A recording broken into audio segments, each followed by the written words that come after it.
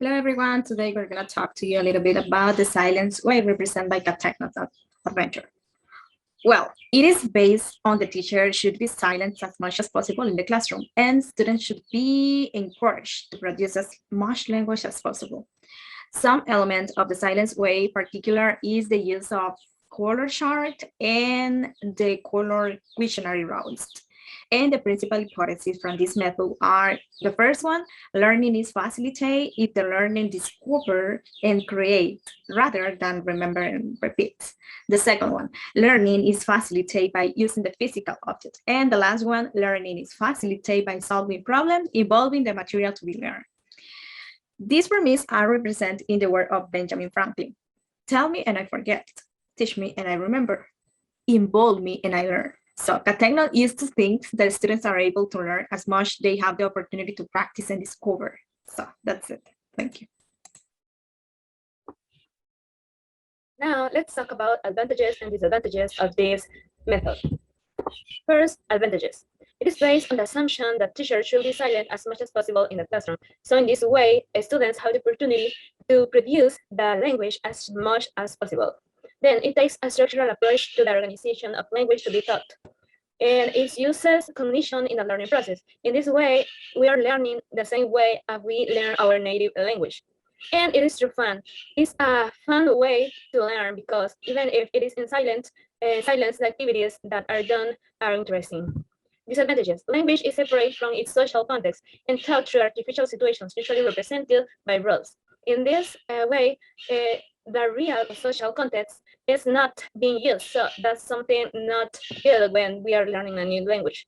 And learning before you start English. It means that, as you can see in this chart, it is necessary for the teacher to learn the use of this chart. And also, it is something needed for the students. So is that something difficult?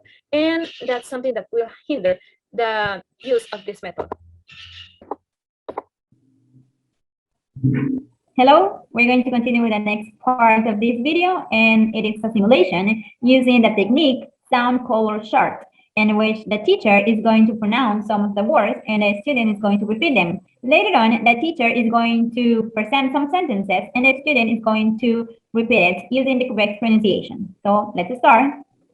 Okay, now we are going to start with the simulation. Good afternoon. We are going to learn about the sum of some irregular verbs. So we have these ones, you see, and this is pronounced brought. Brought. Then the next group, we have this, yes. And we have sold. Sold. Sold. Okay. Then we have this, and it said paid. Paid. Paid. Okay. The next group, we have stood. Stood. And then we have lent. Lent. Now let's practice. Can you help me with the reading, please? Okay. She told me the truth. The truth. This backpack is made in USA. Okay, remember this. Oh, okay, okay. This backpack is made in USA. It would be understood. Another thing.